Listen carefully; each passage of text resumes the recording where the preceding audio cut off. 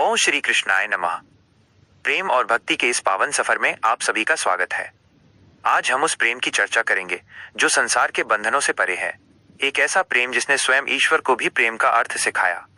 ये कथा है वृंदावन की कुंज गलियों में रचे गए उस अलौकिक प्रेम की जो राधा और कृष्ण के मिलन और विरह की अनकही गाथा है।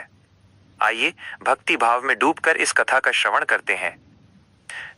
कथा राधा कृष्ण और प्रेम की पराकाष्ठा। एक बार द्वारका के राजमहल में भगवान श्री कृष्ण एकांत में बैठे थे। उनके चेहरे पर एक मंद मुस्कान थी, लेकिन आंखों में कुछ पुरानी यादों की चमक थी। पास ही खड़ी माता रुक्मिणी ये देख रही थीं। उनके मन में अक्सर ये प्रश्न उठता था कि आखिर राधा कौन है, जिसे कृष्ण आज भी द्वारकाधीश बनने के बाद भी भुला नहीं पाए।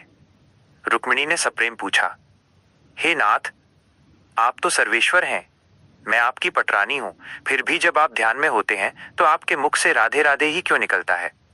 क्या मेरा प्रेम उनके प्रेम से कम है? भगवान कृष्ण मुस्कुराए और बोले, देवी, प्रेम की तुलना नहीं की जाती। प्रेम तो अनुभव की वस्तु है। तुम कल सुबह मेरे साथ चलना, तुम्हें तुम्हारे प्रश्न का उत्तर मिल जाएगा। अगले दिन भगवान ने एक लीला रची। कृष्ण के पेट में अचानक असहनीय पीड़ा होने लगी। द्वारका के सभी बड़े वैद्य बुलाए गए, जड़ी बूटियां दी गईं, लेकिन कृष्ण की पीड़ा कम नहीं हुई। पूरा राजमहल चिंता में डूब गया। तब नारद मुनि वहां पधारे। कृष्ण ने नारद जी को संकेत किया।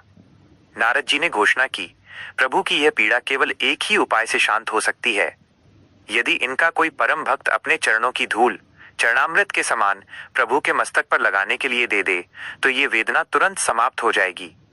ये सुनकर रुक्मिणी, सत्यभामा और अन्य रानियां पीछे हट गईं। वे भयभीत थीं कि यदि उन्होंने अपने चरणों की धूल अपने आराध्य और पति के मस्तक पर लगाई तो उन्हें घोर नरक का भागी बनना पड़ेगा। कोई भी ये पाप मोल लेने को तैयार नहीं था। तब कृष्ण ने नारद जी से कहा, मुनिवर, आप वृंदावन जाइए और वहां राधा को मेरी स्थिति के बारे में बताइए।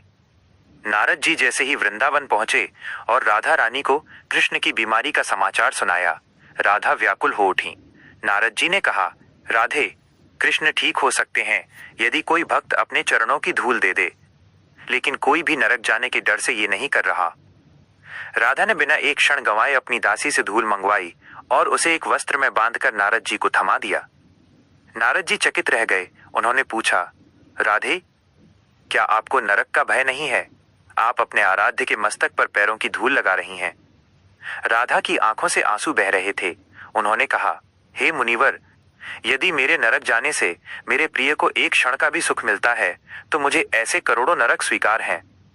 मेरे लिए उनका स्वास्थ्य और सुख ही सर्वोपरि है, मेरा अपना भविष्य नहीं। नारद जी जब वो धूल लेकर द्वारका पहुंचे और जैसे ही वो धूल कृष्ण को लगी, वे उठकर बैठ गए। रुक्मिणी और अन्य रानियां ये देखकर नतमस्तक हो गईं। उन्हें समझ आ गया कि राधा और कृष्ण दो नहीं बल्कि एक ही हैं। राधा का प्रेम शरीर या अधिकार का नहीं बल्कि पूर्ण समर्पण का नाम है। थी राधा और कृष्ण के प्रेम की वो पराकाष्ठा जो हमें सिखाती है कि प्रेम में स्व यानी स्वयं का कोई स्थान नहीं होता। जहां स्वार्थ समाप्त होता है, वहीं से राधा कृष्ण के प्रेम की शुरुआत होती है।